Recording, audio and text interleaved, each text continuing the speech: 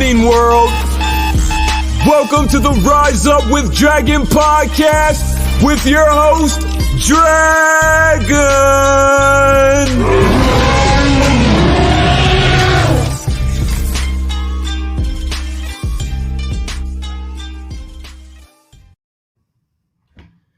Great morning, world. Now I have to go and look at look at Facebook because Facebook's been acting weird lately. So we have to always make sure that Facebook is, yep, there it goes. Facebook edits your privacy without asking you and makes it so nobody can see it, but now they can. It's always interesting to think about when you're doing a video, when you're doing a live, what it is that you're looking to get out of it. Because the idea is that we're here to give, so for the sake of giving. It's a selfless act, right? When you're in the service industry. But it's an interesting thing and it's a little bit humbling when you ask yourself, what's in it for me?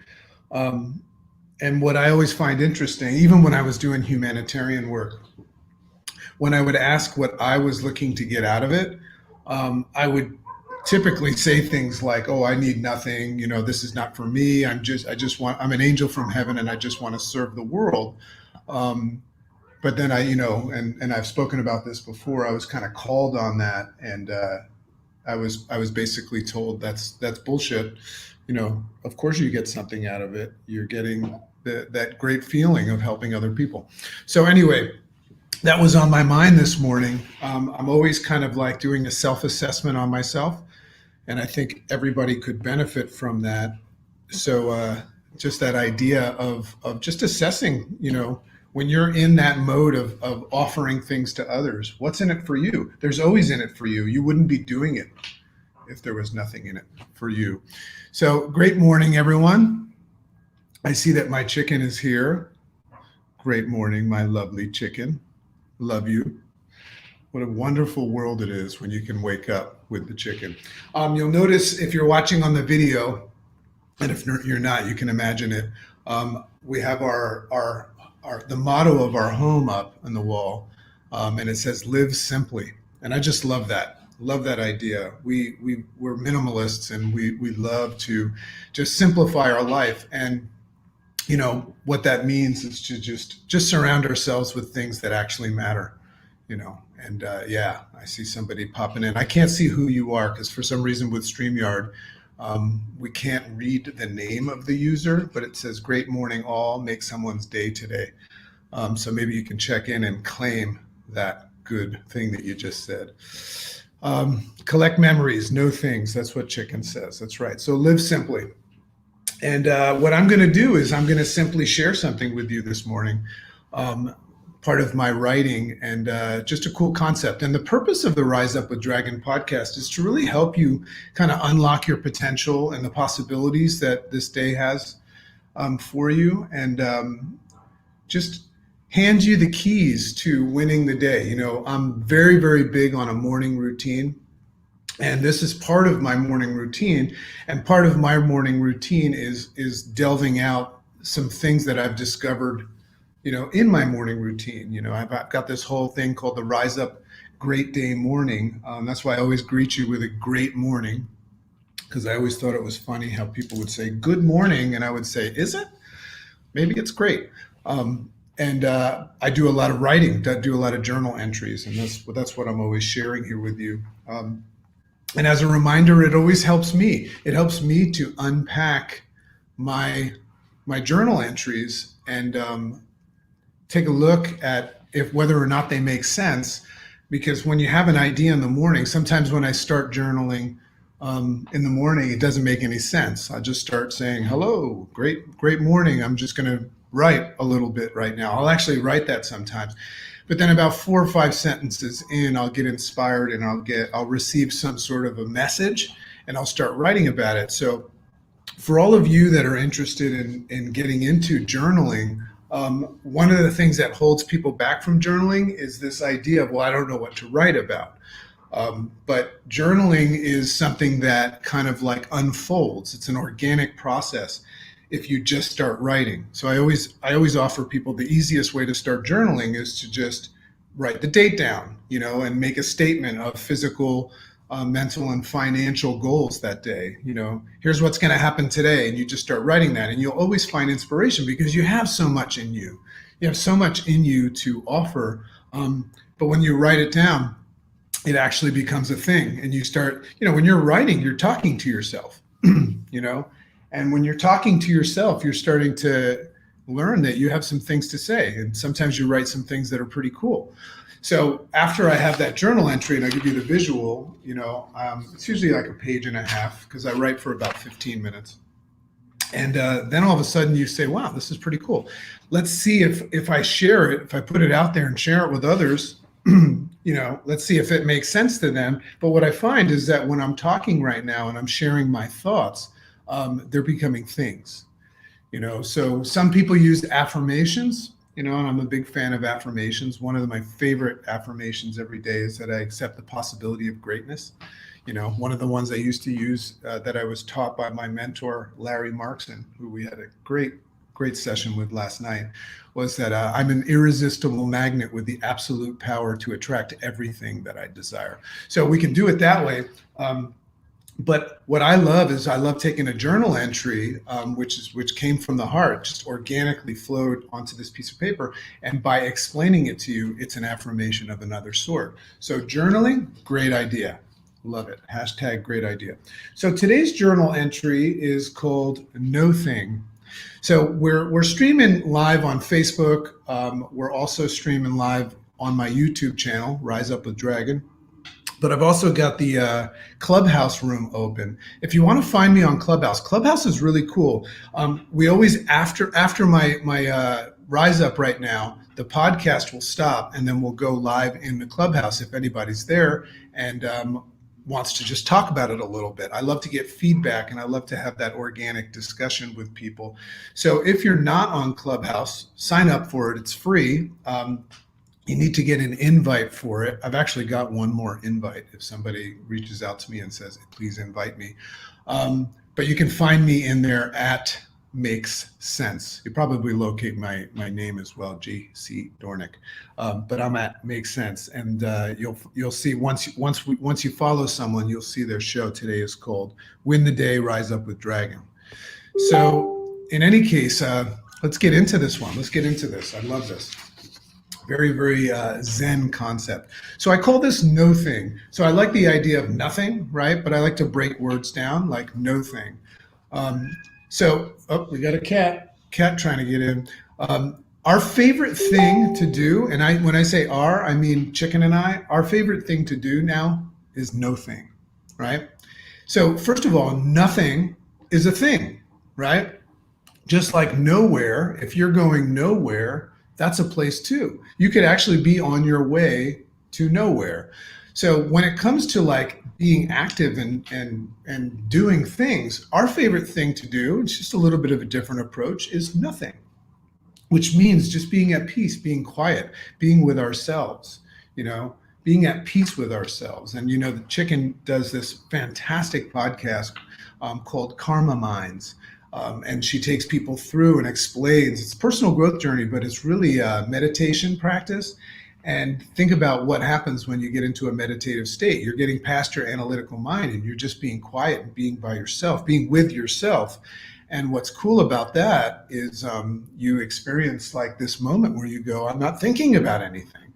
One of my favorite ways to meditate, because I do that every day, is I'll just get quiet. I'll listen to one of Chicken's meditations because it really helps me get to that place. And what I'll do in that moment is I'll focus that I'll just give the illusion that every single thing I can see, up, down, all around me, is just white. Just imagine looking around and you can't define anything, no thing. There's no thing anywhere. It's just white, right? It's not even white. It's just nothing. And then what I'll do is all of a sudden I'll imagine that I'm focused on a black dot. So I'll bring a thing, and this is kind of one of the themes of my Rise Up today. I'll bring a thing into my field of vision. And what happens with the human brain is when there's nothing going on, we always search for nothing. Sometimes we have to focus on nothing because we don't see anything. So if I give myself something, a thing to identify, just a little black dot, and I'll begin to focus on that black dot. And what's cool about that is about 3-4 minutes into that practice, you'll realize I'm just focusing on a black dot. Nothing's happening. And all of your problems just wash away like the sewer system, just down the street and into a sewer. So that's our favorite thing to do in this household is no thing. So as we look to evolve and move towards this state of full enlightenment, or as I say in my book, the calm, that's the ultimate place to be, where things are not bothering you. This is what this Rise Up's all about, is this idea of what it is that we think about and the perceptions we create about things. So we're all trying to achieve this, I read, there's a great book, what is it called? Yeah, The Subtle Art of Not Giving a Fuck. I love that book. It's a Stoic book. But the idea would be to become unfuckwithable, right? Meaning, all of these things that are happening, they just don't have any impact on you. So we're always in search of that. And we realize the importance of looking inward, right? When you look inward and you're not looking outward, you're not picking up on things, right? Perceptions and matter. So when we look inward to the source and the beginning of consciousness, it's really interesting. I do a lot of research in this for my book. And what scientists are trying to do is they're trying to identify where in the brain we generate consciousness. I put up a post the other day that said that, the brain is 80% made of water. 10% protein or something like that. The brain, if you look at the brain, it doesn't have any like wires in it or anything like that. So scientists can't locate anywhere in the brain where there's this thing called consciousness. So what they're starting to identify when they start to identify what's called the divine matrix, or the field, the energy outside of our heads, very interesting, because that's where consciousness lives. It actually doesn't live in the brain. So if you open your mind to that, first of all, we don't know if what I just said is true, but we also don't know where consciousness comes from. So therefore, you just become open to it. If you open up to that idea, then what you'll start to say is, wow, this space between all of us, this space between us, even if you're listening to this as a recording or watching the YouTube or listening to the podcast, or you're on live, I see Kimberly, Clark, Francesca, and Angela, if you're live on Clubhouse right now, this we're not separate entities, we're all connected. So my consciousness is around my head. So the part that is simply aware, right, that consciousness, that part that is simply aware itself, go back, look inward to that part of you that is just aware of awareness. So what I'm trying to do is I'm trying to bring you to that inward place where you're just not thinking about anything. That's kind of what meditation does for me. So prior to an outside impact, right? That place that exists prior to the entrance of anything outside in, prior to an outside impact from anything. So that place is called no thing. And I think I've kind of drilled that into you right now. So come with me to a place called nowhere and nothing.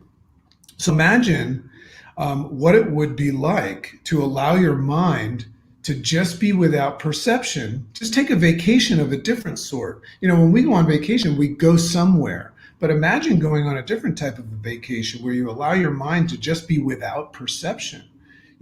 Perhaps that happens when we're in different brain states, like sleep and things like that. But then we dream, we wake up thinking about something that happened. But just imagine a place where there's no perception of being separate from all things, right? Pretty cool, just like an etch-a-sketch of your thoughts, So as soon as we acknowledge anything, as soon as that black dot or anything or something someone says today, or when you boot up your computer in the morning, I talk a lot about that moment that we go from unconscious, which is kind of nice to be unconscious, to conscious. The first thing that our consciousness does, like I said in my meditative practice, is we look for something. So we might recall something from yesterday. We might be worried about something that is happening now or later, or something that is not even really guaranteed to happen.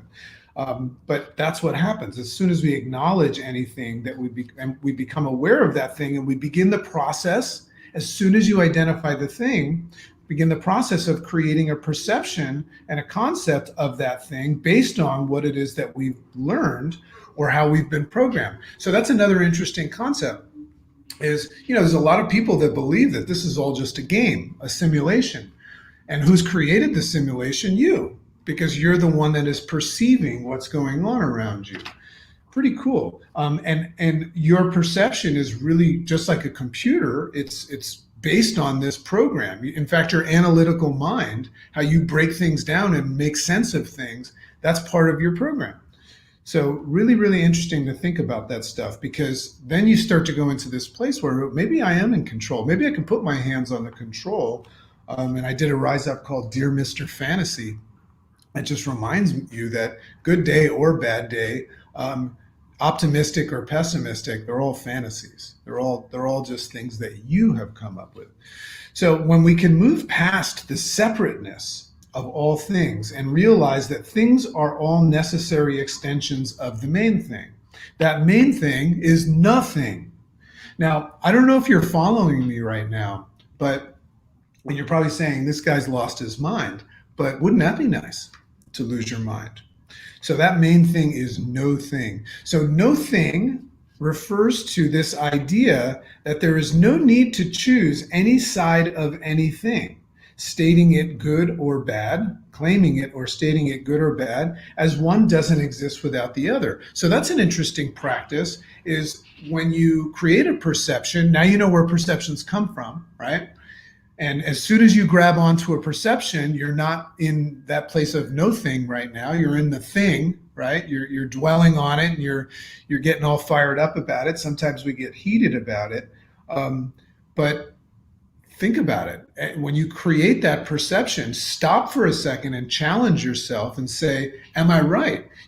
Check the facts, walk around it holographically, because what we know is that positive doesn't exist without negative, right? So if you think, right, if you've latched onto something like I'm having a bad day, all you've done in that moment is you forgot about the other thing, that in other ways you're having a good day. So we practice gratitude and things, but if you just acknowledge that good and bad, positive and negative are always happening simultaneously, it kind of helps you get back to nothing, which is a lifelong practice, right? Now you start to understand what these Zen Buddhists are doing. So if you get caught up and passionate about one side, now you know there's two sides, right? That they're happening simultaneously, not separate from one another. But if you get caught up and passionate about one side of any discussion or happening, it's rewarding to be in gratitude for the opposition. So that's my point. Gratitude is just the super highway back to the now.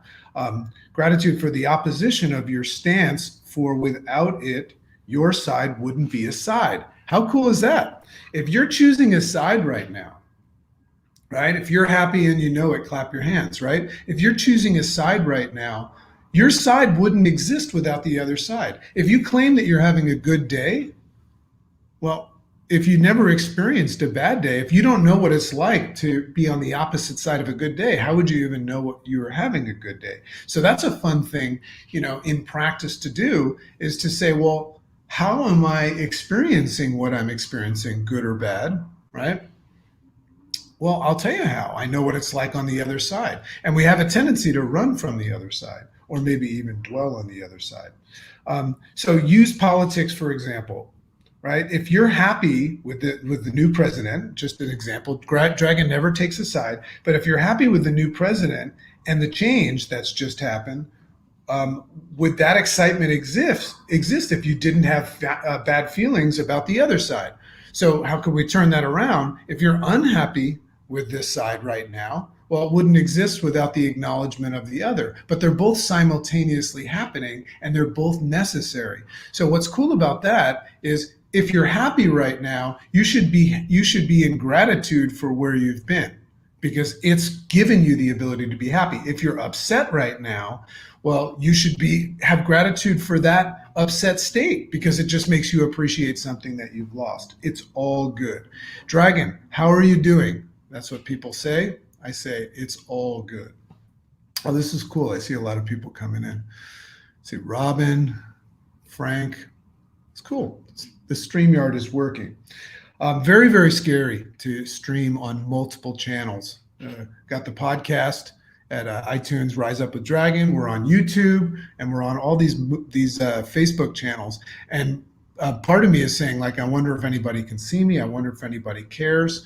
But remember, this is a selfish act. This is me practicing my stuff. And once again, if you have downloaded the app Clubhouse, after this, I'm going to open up to a little bit of a jam session and a discussion in there after we close it up. So if you're upset about losing the old president, like I said, and unhappy with the new, perhaps you forgot about the importance of change in the world, right? So why wouldn't we think like that? Because what I'll caution people right now is if you're connected to the fantasy of everything is great now or everything is bad, part of that is completely forgetting about the duality. That's one thing that to become unfuckwithable, to experience the calm, to have a better response system, it's gonna require that you acknowledge both sides. If you think that everything is always supposed to be perfect, well, of course, when things go wrong, you're gonna call it a bad day. But if you embrace the idea that's the whole idea of nothing, to live in the middle. When somebody asks you how you're doing, say it's all good.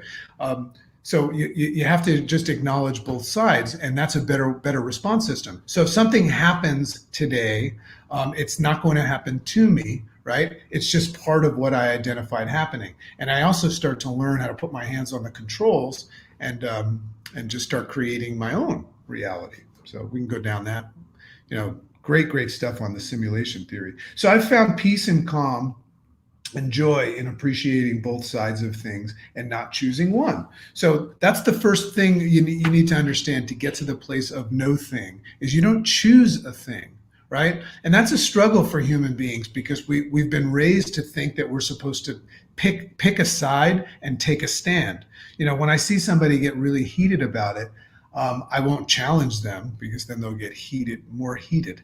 But I'll just ask them, I'll say, well, you're pretty passionate about that, right? And what they'll say with their words is, it's my belief system. It's something that I'm going to take a stand for this and things like that. And what they're doing is completely not acknowledging the way the universe works. And I get it. I spent most of my life that way.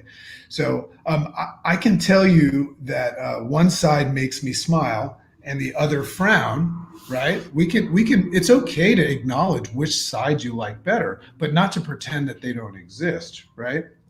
And that's how you turn your frown upside down. So if we slow the rate, wait, what is this? If we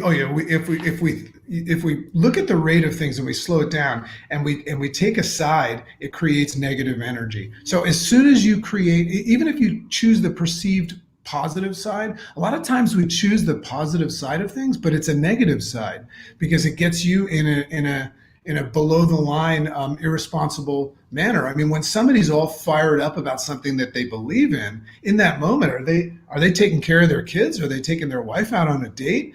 Are they calling their parents to say, hey, I love you? Typically not. So even if you choose the side that you perceive as the right side, it doesn't mean it's the right side. It can create negative energy for the opposing side, which means that you feel anger, frustration, anxiety, fear. All these feelings, anger, frustration, anxiety, and fear, all these feelings that arise from attempting to control the uncontrollable. So that's an interesting concept there, is very often when you experience, this is an easy one, if you experience any of those feelings today, I suffered massively from anxiety. And it was typically around responsibility and public speaking, ironically. And I think I still have anxiety, but I just look at it differently. I relabeled and I reassigned the definition of anxiety as excitement, and opportunity. But what's interesting is when you feel those things, frustration, anxiety, anger, fear, concern, typically they're connected with human beings attempting to control something that's out of their control. So all you have to do is release the completely impossible task of controlling an uncontrollable, right? That would be like being out in the sun and being angry that you feel warm. Well, you can't do anything about that sun. It's going to burn, right? So you can go inside, you can go away from it.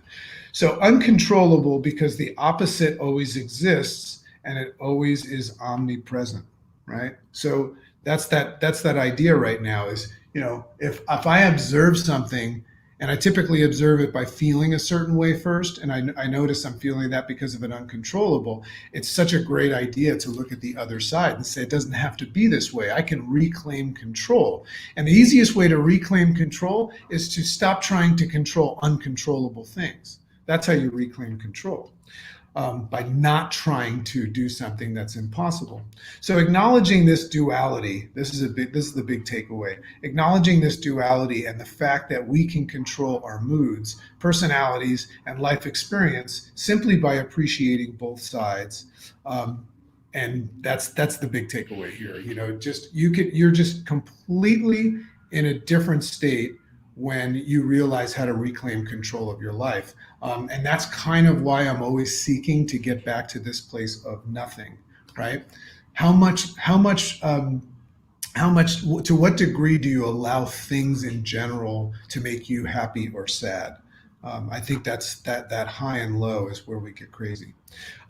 So sitting in the space of nothing is the idea. So take faith as an example. Faith is interesting. I think I wrote this down. I love the idea of looking at the opposite of fear, right? I think this was Greg Kimball said this yesterday. The opposite of fear is faith, right? So I love faith. Take faith as an example. It's a place where we place our trust in all things. Think about it. If you have faith and you have hope, right, and you trust in the process, that means that you're accepting all. That means that if something happens today that's unfavorable or doesn't leverage your future state, if you have faith, it's okay. It's okay. I have faith, right? Even in the worst situations in life, if you have faith, you can move forward. So it's a place where we place trust in all things and that they will always sort out in the end. And I really feel confident about that. And how do I feel confident? Because Dragon's going to be 50 this year. And that's what he keeps seeing happen. Everything always works out. Great morning, Rhoda. Rhoda, I have to send you what you asked for. I haven't forgotten, but just haven't gotten to it yet. Accepting the greater purpose, going with the flow, and accepting that everything will be okay. So becoming okay with not forming an opinion or choosing to validate your being right is where true success lives, and the calm. So again, a choice to go back to the go back to the untainted source of consciousness, untainted source of consciousness. Think about it. 5% of your day today is going to be spent in a state of consciousness. When I just said that, you just became conscious, right? But 95% of your day is running by that Intel processor in your brain, your program. So when we go into that state of consciousness, when we actually start thinking and we become aware and we become open, right? And we're not running our habitual automatic autopilot life, when you step into that state of consciousness, how tainted is it? Because even when you become conscious of something, you also that consciousness can be tainted. Because as soon as you awaken and you become conscious, something can happen. So what I love to do is I like to consciously step into a meditative state. That's why I love what Chicken's doing with her karma minds, right? So that place where that place where we see that nowhere, like I said before, is a place and required to validate somewhere, right? Nowhere is a place and it's required to validate somewhere. Something is also required to validate nothing. They all work together. So what's the purpose of this thing? It's just to become open, and acknowledge the fact that very often whenever we think that we're right, it's because we're seeking to be right. And the easiest way to step out of that is to just become open and kind, identify what is in control, what you're in control of and what you're not, what matters, what doesn't. And the truth is that at the end of the day, The only thing that really, really matters are the main things in life. And that's whatever you've decided those main things are.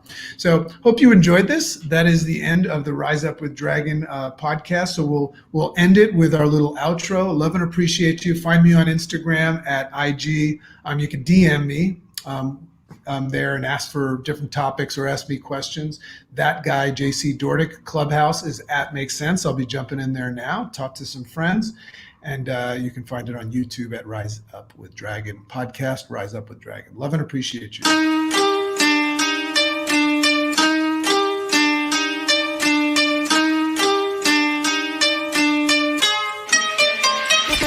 Great morning, world. Welcome to the Rise Up with Dragon podcast with your host, Dragon.